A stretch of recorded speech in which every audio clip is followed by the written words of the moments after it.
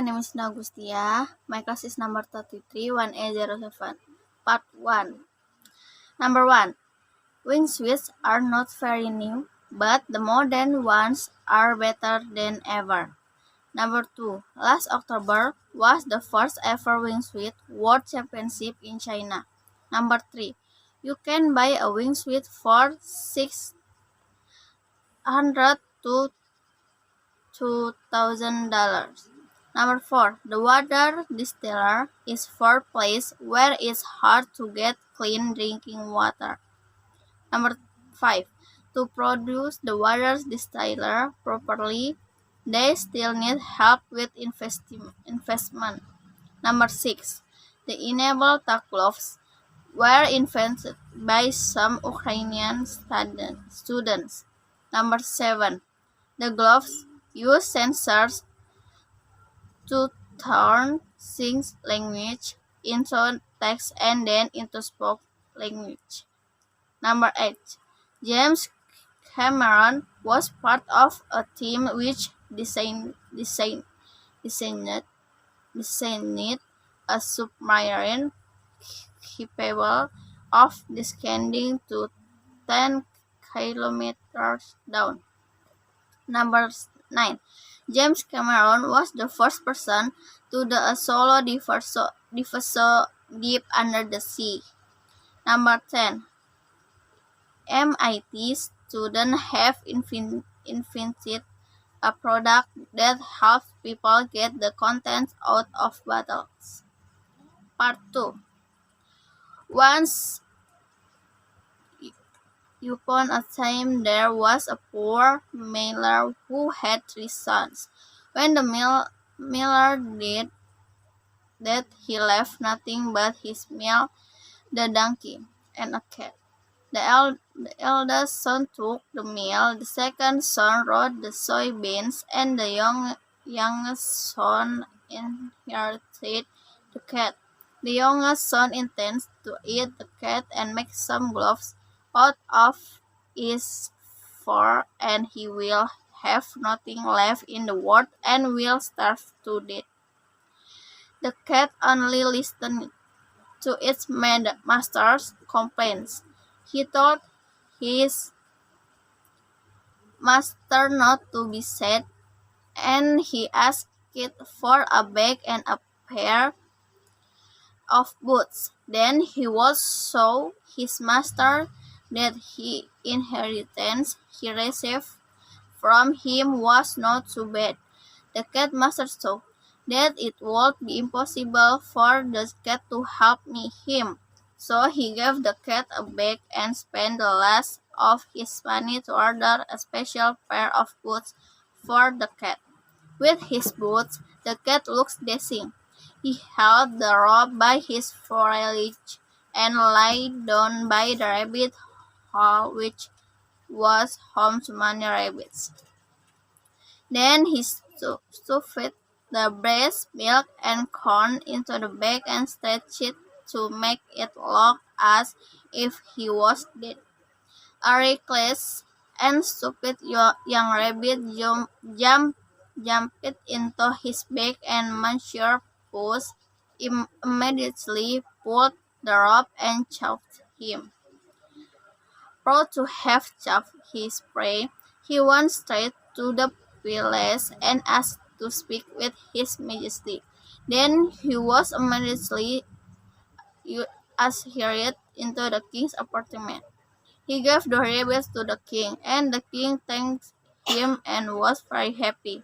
Another time, the rabbit with his cunning mind trapped the chicken by hiding in the cornfield and still opening the bag.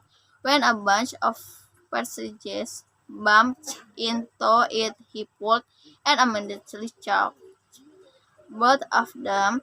After that, he gave it back to the king, and the king accepted it happily. That way, the cat always brought gifts to the king for 2 or 3 months. One day, he heard in the palace that the king planned to ride a chariot along the river bank and take his daughter, who was the most beautiful in the world. The cat gave advice to his master. If you want to be lucky, go to the river and bathe the rest and leave it to me. His master followed the cat's advice without no- knowing what it was for. When he was washing in the river and the king passed by, the cat screamed and asked for help that his master was about to drown. And the king immediately put his head out to the carriage window and realized that it was the cat that often made him happy. When the king ordered his guards to help the master, the cat approached the carriage and told the king that while the master was washing some his comb, who took his master's clothes and left immediately. Even so, he hid his clothes behind a large stone. Then the king immediately ordered the officer to take one of his best clothes for the Lord Marquis of Carabas, and the king was very happy to meet the Marquis of Carabas. His clothes also suited him because, even though he was poor, he was a handsome man, and the king's daughter had fallen in love with him. The Lord Marquis of Carabas gave two or three salutes and was immediately invited to join them. The cat was very happy because his plan worked and immediately went to meet some countrymen who cut the grass and threatened him that when the king passed, they had to say that the field belongs to the Marquis of Carabas. Sure enough, that king asked who owned the field in every field he passed, and those who were asked by the king followed the words of the cat that the field belongs to the Lord Marquis of Carabas. The king was very happy and invited the Marquis of Carabas to the palace. He was confused about what to answer. Then the cat told the king that he had to wait a hour for him to prepare his castle. Then he immediately jumped away into a giant castle called Urge. With his cunning way, he tricked the giant and said that the giant could change any form. Then he ordered the giant to change himself, and the giant immediately changed himself into a lion to confuse the cat. When the giant changed back to its original form, Buzz admitted that he was very scared. Then he then the cat scared the giant that the king's soldiers would catch him if he became a lion. The giant looked at the window and it was true. The king was waiting outside with his soldiers. He wasn't sure the giant could save him. Then the giant was confused and asked the cat what he should do. Then the cat told the giant to change up into something very small, which would make it easier for him to hide. In an instant, the ogre became a mouse scurrying across the floor, and soon the cat was eating it. Puss heard the judge's voice calling him. He immediately came out and ordered to enter the castle. The king asked if this castle belongs to the Lord Marquis. Then the Lord Marquis, for his friend, the Lord Marquis allowed him to enter to surround the castle. Inside the castle, they found punch that the Audrey prepared for his friend who wanted to visit him that day. But because the king of the castle was present, they didn't dare enter. The king was fascinated by the Lord Marquis' good nature. He saw his daughter have fallen in love with him and saw the vast land that the Lord Marquis of Carabas owned. The king offered the Lord Marquis of Carabas to be his son-in-law. Then the Lord agreed, and on the same day he married the princess. Puss became a great master, and he never looked for rats again, except for his fun. Part 3. There was a rich man with a blue bird who owned a fine town and country house.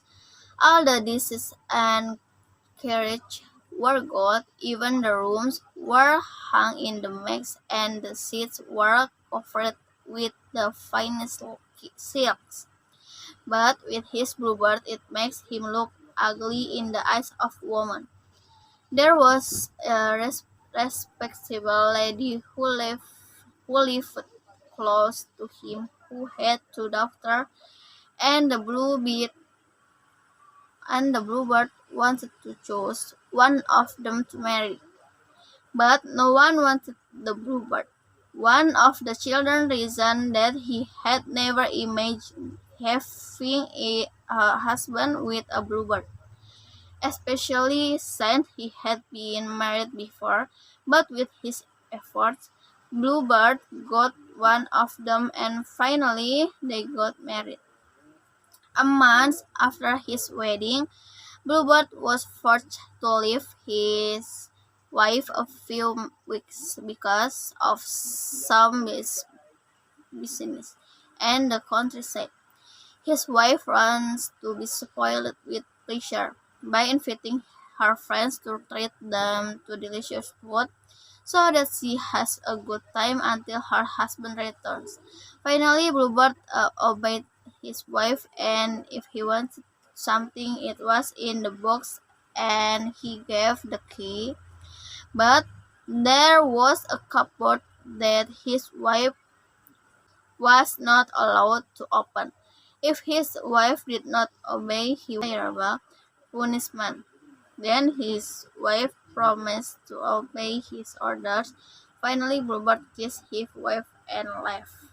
Friends were very excited when they saw all the wealth and good things that come from his marriage. At the wedding, no one came to the party because they didn't like the Bluebird. Her friends were running from room to room and from cupboard to cupboard. They were very happy because they had never seen such a luxurious wardrobe. When they were in the living room, they were very surprised by this expensive splendor. Starting from the hanging ornaments, sofas, chairs, tables, sideboards, and mirrors, and finally the silver-plated frames. But she still thinks about her husband's word. Why can't why can't she open the cupboard that her husband has forbidden her to do? Finally, leaving his friend behind, he split down the private staircase to the forbidden closet. He was in such a hurry that he fell 2 or 3 times, and when he reached the cupboard, with trembling hands he unclogged it and saw that there was a lot of blood and dead woman lying there. She realized that the corpses were the wives that Bluebird had married. They were killed one by one.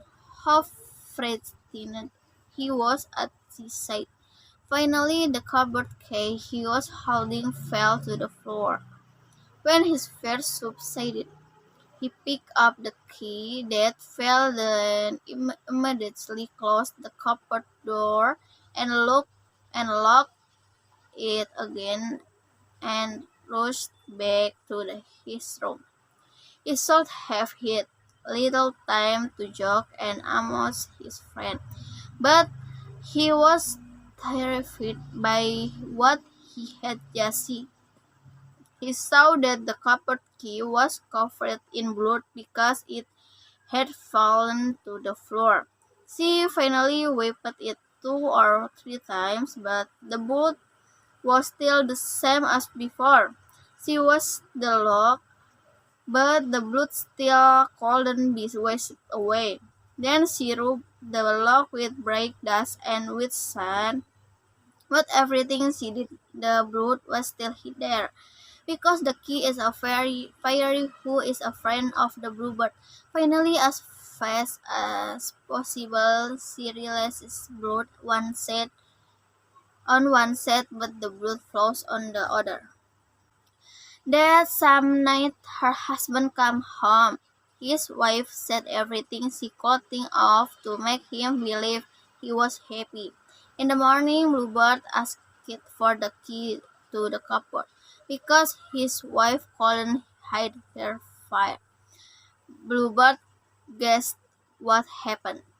That the key to the cupboard was not here. Thus, the wife reasoned that maybe the key was left on the dresser. After she went back and forth as if looking for a key, she finally gave the key to her husband reluctantly. Her husband wondered how there was blood in the lock, but he said he didn't know. The bluebird said that actually his wife had opened the cupboard, and surely his wife would be very happy if she was among the women she saw there. His wife also apologized 1,000 times because of his mistakes, but Bluebird rejected his apology and said to die then and there. If she must die, she wants to be given a little time to pray. The Bluebird gave half an hour and no more. When Bluebird left, he called her sister and told her he had half an hour left to live. And what's her sister's name? She told her sister to run to the top of the tower and see what she wanted. The woman screamed for his sister and asked if anyone was coming, but her brother saw nothing but the sun and green grass. The inch-long bluebird in his hands yelled at his wife to calm down or he'd pick her up. But she said he'd be there in a minute. A scream for his sister again. Saw anyone coming? His sister only saw a cloud of dust slightly to the left. The bluebird thought his wife was talking to his brother, but the wife denied that it was just a flock of sheep. Bluebird told his wife to get down, but before that, for the last time, he called his sister and asked if someone had come already. Finally, the sister said that there were two men or horseback coming, but they were still very far away. Bluebird shouted to tell his wife to calm down immediately, with her hair low. The poor woman calmed down and cried and then knelt begging to save her life. But the bluebird refused and said he would die. Then grabbed his wife by the hair and was about to cut off her head. But the woman begged for a moment to say one prayer, but the bluebird would give her no more time. As he raised his hand, there was a loud knock at the gate, and he saw for a moment who was there. Finally, the gate opened and saw his wife brothers. Bluebird tried, Bluebird tried to run away from them. They chased and shoved him before he went 20 paces and plunged their swords into him, killing them at their feet. The poor wife, who was about to die, couldn't get up and hug her brother when he came to his senses, and Bluebird had no heirs. In the end, he became the owner of the wealth. He gave away part of his fortune for the wedding dowry of his sister, who was to become the wife of the young man he had loved for a long time. Some of his fortune went towards buying commissions for her two brothers, and the rest she gave to a man she married not long after the incident. Her kind treatment made us forget the cruelty of the bluebird. Thank you.